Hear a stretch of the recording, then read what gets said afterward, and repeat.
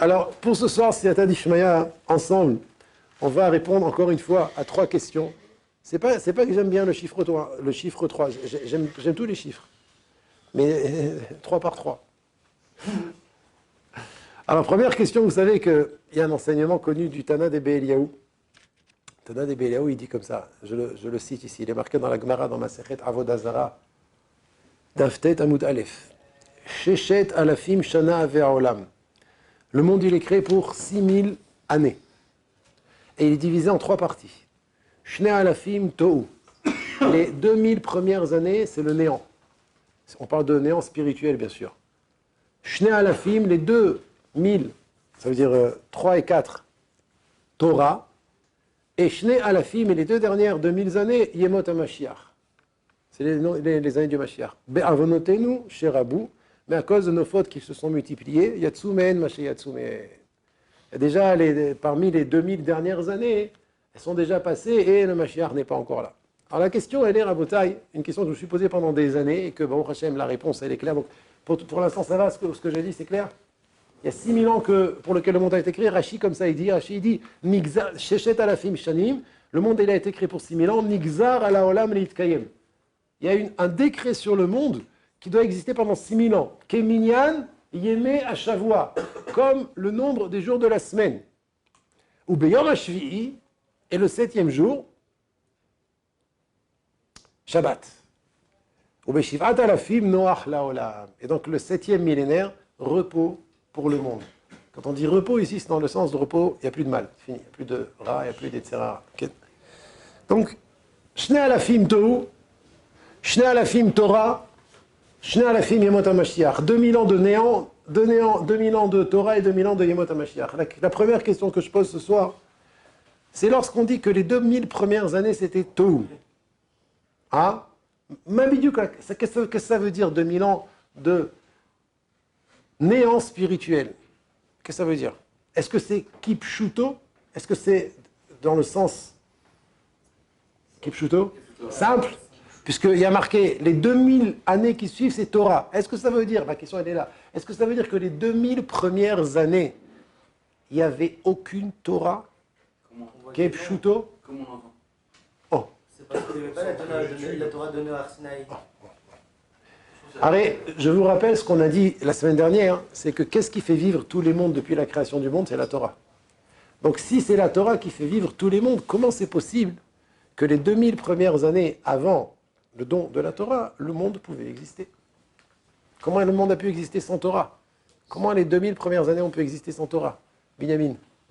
Si, dis-moi, je suis intéressé. Je bois chaque mot. Alors si tu ne veux pas me faire le Dvar Torah que je te fais Shabbat, au moins dis-moi maintenant ce que tu veux me dire. Ah, il ne veut pas te le faire, attends. Non, c'est que c'est pas Dieu qui avait voulu faire un rappel. Mais la question, c'est comment les mondes peuvent exister sans Torah? Ça, c'est la question. Deuxième question. David, je t'écoute. Non, je me disais, c'est pas parce qu'on n'avait pas reçu la Torah qu'il n'y avait pas la Torah. Bah, est-ce que Gabriel a commencé à dire? Mais on peut rien vous dire, vous savez tout, c'est pas un jeu. On appliquait déjà la Torah sans l'avoir. Et cette Torah-là suffit pour faire vivre les mondes, et tout le monde. Ah, Apparemment, ça suffit. apparemment ça suffit, c'est ce qu'on va expliquer les ordres d'Hachem. Binyamin, tu as voulu rajouter quoi? Gabriel? C'était la Torah HVLP et transmise de Adam Arishon. On va voir Bezrat Hashem. Deuxième question. Dans chaque jour de la création, il y a marqué Yom Echad, Yom Sheni, Yom Shlishi, Yom 4e, 5e, 6e, non, pardon, 4e, 5e. Et le 6e jour, la Torah, elle dit Yom HaShishi. Pour quelle raison il y a marqué un Hey en plus dans le 6e jour, alors que tous les autres jours de la création, il n'y a pas marqué de Hey, il y a marqué juste jour 1, jour 2, jour 3, jusqu'au 6e, le 6e jour, HaShishi. Hein? On va voir. Et enfin, troisième question, Rabotai. Je ne sais pas si on va le temps de répondre aux 3 questions ce soir parce qu'elles sont très importantes. Troisième question, c'est une question très très fondamentale que vous devez tous retenir. Je la dis en hébreu, vous me permettez? Ma'u bidyuk ha'evdel beruchniut ha'olam. Quelle est la différence dans la spiritualité du monde? Ben lifne matan Torah le'achar matan Torah. Quelle est la différence dans la ruchniut, dans le spirituel, dans ce monde, entre avant le matan Torah et après le Matan Torah? Qu'est-ce qui s'est passé dans le monde? Le nom de la Torah, c'est à peu près à 3400 ans, à peu près. Okay? Qu'est-ce qui s'est passé dans le monde, dans la Ruchniut de ce monde? Okay? Alors, Ruchniut, la spiritualité. Ruach, c'est l'esprit. Alors, on va commencer par la première question. Qu'est-ce que Chazal ont voulu nous dire quand ils ont dit que la première et la troisième, on va voir? Non. On va voir. Qu'est-ce que Chazal ont voulu nous dire lorsqu'ils nous ont dit que les 2000 premières années, c'était le Tohu, le néant? Et j'ai posé une question, est-ce que ça veut dire qu'il n'y avait vraiment pas de Torah? Il y avait la Torah, mais on ne pouvait pas l'étudier. Ah, alors pourquoi on appelle ça Tohu? C'est le néant, pourquoi c'est le néant? Alors, je vous invite à écouter les paroles du Nefesh HaChaim. Velachen.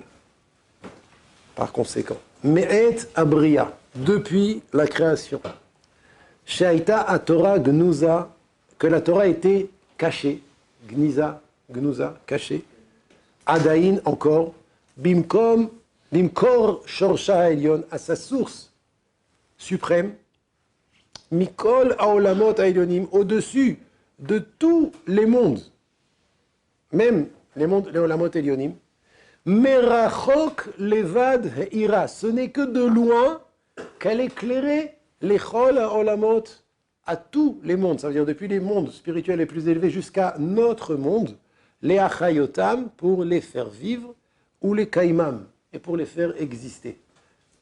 Velo nishtal shela atzmuta mamash. Elle n'est pas descendue elle-même, la Torah, les mata, les zéaolam, en bas dans ce monde. Chez askuba kvutse mata, afin qu'elle soit étudiée par les hommes de chair et de sang. C'est nous, chair et sang, c'est nous. Elle n'est pas encore descendue, Adaïn ayu haolamot rofefim. Les mondes étaient encore pas fixes. Rofef, c'est lâche. Verototim, et ils tremblaient. Tous les mondes tremblaient. Velo ayu al mechonam ameti. Ils n'étaient pas encore à leur véritable place. Terrible. Ukeraum rabotenu, shenei alafim tohu.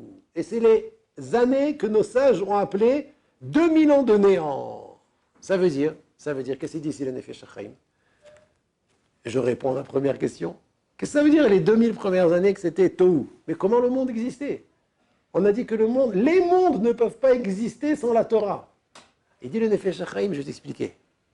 Les 2000 premières années de la création, qui sont appelés dans la Gemara par Shnei Alafim Tohu, 2000 ans de néant, c'est des mondes qui ont existé, Bisrout à Torah, Vadaïk c'est la Torah. Vadaïk c'est sûr que c'est la Torah qui les faisait exister, qui les faisait vivre.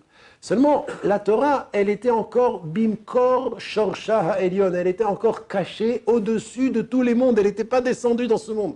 Il faut bien qu'on s'habitue à ça. On connaît la Torah elle est là. Sur la Torah, on jure sur la Torah, c'est présent, c'est parmi nous. On sait c'est quoi la Torah, mais il y a eu une période que la Torah, elle n'était pas ici encore. La Torah, elle était dans les mondes supérieurs. Alors, c'est vrai qu'il y avait des Yechidim, il y avait des individus qui l'étudiaient. Adam, Shem, Noach, Shem, Avraham, Yitzhak, Yaakov. Mais il n'y avait pas Kvutse Mata, il n'y avait pas un peuple qui étudiait la Torah. Donc, même Kaviachol, même leur Torah à eux, de tous ces tzadikim-là, ce n'était pas suffisant pour faire vivre le monde. Ce n'était pas une Torah qui était suffisante pour faire vivre le monde. Donc, Kadosh Baruch Hu, il faisait vivre le monde par la Torah, mais lorsque la Torah, elle était encore au-dessus de tous les Olamot Elyonim. Et c'est de là-bas que la Torah, elle éclairait, elle faisait vivre et faisait exister tous ces mondes. Et c'est pour ça que ça s'appelle Shnei Alafim Tohu. Donc, Vadaïk, c'est grâce à la Torah que ces mondes vivaient, qu'on a vécu pendant 2000 ans. Mais de loin, Eman Afkamina, quelle différence? Alors, première différence qu'il dit ici le Nefesh HaChaim, c'est que les mondes, ils n'étaient pas à leur place, à leur véritable place. Ils n'étaient pas fixés. Ils n'étaient pas calmes, ils n'étaient pas sereins, ils étaient rototim, ils tremblaient. Ils tremblaient les mondes. Pourquoi ils tremblaient? Et on arrive à la deuxième question. Ken? Pourquoi c'était pas tôt jusqu'à Matan Torah? Alors la Gemara, elle pose ta question. Elle dit, ça fait pas 2000 ans, ça. Ça fait pas 2000 ans, ça. Il aurait dû être Tohu jusqu'au moment du Matan Torah. La Gemara, elle pose ta question, et je ne rentre pas maintenant dans le calcul, mais en tout cas, on fait allusion ici au Matan Torah. Il continue une Nefesh Chaim et il dit Vayut Tlouyim ve'omdim. Les mondes, tous les mondes, avec le nôtre. Ils étaient Tlouyim, c'est quoi Taloui en français? Dépendait. Et Omdim. Ils se tenaient, ils étaient suspendus, moi je dirais. Ils étaient suspendus. Ad et Matan Torah. Jusqu'au moment du don de la Torah. Kayadoua Mamaram Zichonam Livracha. La Gemara, elle dit dans Masechet Shabbat Daf Pechet. Pourquoi il y a marqué Yom Hashishi? Excuse-moi, sur ma table, il y a Masechet Shabbat. Mechila. Je veux le dire dans les mots. C'est dommage qu'on ne le voie pas dans les mots parce que c'est vraiment. Chaque mot, il nous imprègne de sa kedusha. C'est la deuxième question que j'ai posée. Pourquoi il y a marqué Yom Hashishi? Merci Amir, que Dieu te bénisse.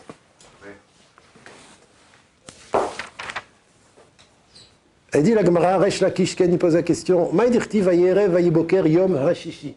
Pourquoi il y a marqué vayerev? Il y a eu le soir, vayiboker, il y a eu le matin, Yom Hashishi avec un he. He yetera lamali. Le he en plus, là, à quoi il me sert? Le he, une lettre dans la Torah, à quoi elle me sert? Elle dit la Gemara, aïe, aïe, aïe, aïe, aïe, aïe, aïe, écoutez ça. Melamed sheitna akadosh baruch hu. Ce he nous apprend qu'Akadosh baruch hu a mis un tnaï, une condition, immaaseh bereshit, avec toute l'œuvre de la création. Il leur a dit, à Marlem, Im Israël mekablim à Torah. Si Israël accepte la Torah, atem mitkaimin, vous existez. Ve'im lav, si Israël n'accepte pas la Torah, ani machzir otchem le tohu vavohu. Je vous ramène au tohu vavohu, le néant et le nul. Avant la création du monde. C'est pour ça qu'il y a marqué un he. Hashishi. C'est quoi le hashishi? En quoi ça répond? Ah? En quoi ça répond à la question? Pourquoi il y a marqué un he? Je vous écoute. Mais oui, quel rapport entre le he et le tnaï? Ah? C'est le nom d'Hachem. Non. C'est parce que c'est le chichi. Qui va me dire la réponse? Oui? Le chichi qui fait le rishon, le sheni, le chichi, le réveil. Chazak! Mais c'est pas ça. Chazak. J'ai bien aimé. J'ai bien aimé. De quel chichi il s'agit? Ah? Non? Non plus. Par rapport au matin de Torah, de quel 6e jour il s'agit? Il dit Rashi. Hashishi, il dit Rashi. Mashma hashishi hameyuchad bemakom acher. C'est le 6e qu'on t'a mentionné dans un autre endroit. Et c'est quoi le 6e qu'on t'a mentionné dans un autre endroit? Le Sisivan. Ah, tu sais le 6e. De quel 6e il s'agit? Le Sisivan. Qu'est-ce qu'il y a eu le Sisivan? Matin de Torah. C'est Nitnabo Torah. Et donc on apprend de ce Hei-là qu'il y a eu un remez, qu'il y a eu un Tnaï. C'est un remez au Tnaï. Qu'Akadosh Baruch Hu a contracté avec tout le Maaseh Bereshit, avec toute l'œuvre de la création. Il leur a dit, si jamais Israël accepte la Torah, alors Atemit Kamim. Maintenant on comprend pourquoi tous les mondes y tremblaient. Ils ne tremblaient pas de peur d'abord. De peur aussi, mais aussi ils ne savaient pas s'il allait continuer à exister. Parce qu'Akadosh Baruch Hu, il leur a fait un Tnaï, il leur a dit, si jamais Israël accepte la Torah, alors vous êtes Mitkaimim. Comment tu dis? Voilà, je cherchais le mot. Je cherchais le mot. Branlant. Ils étaient rofefim. Rofef, c'est quelqu'un qui ne tient pas à sa place. Ken, il est pas chazak à sa place. Voilà, donc on a répondu aux deux premières questions. Est-ce que quelqu'un a une question? Oui, tout à l'heure vous avez dit Mashiach il n'est pas encore venu, il y a Mashiach. Oui, le demi dernier. On est dedans. Tu as vu le Mashiach? Ah, il va venir. Ah oui, il va venir, mais alors la Gemara, elle comprend que de la même manière, que la Torah elle a été donnée au début du 3e millénaire, le Mashiach aurait dû venir au début du 5e.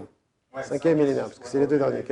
Et là, on est à la fin du 5e millénaire. Le Harizal, il a dit depuis, il est arrivé quand? Parce que le Harizal, il a dit maintenant, c'est le Zman de la Géoula, avec ses livres qu'il a écrits. Oui. Alors, il n'était pas, il rentrait pas, il n'était pas en 4000. J'entends ce que tu dis, mais Mais oui, j'ai compris la question. Normalement, à 5 la Gemara, elle dit pas comme toi. La Gemara, elle dit, Avonotenu, Shirabu, Yatsu, Mehen, Mashiatsu.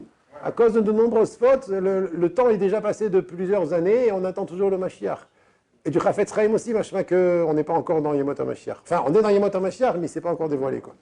Alors que Dieu nous bénisse et qu'on soit zoché d'étudier la Torah et de faire venir le Mashiach Berachamim.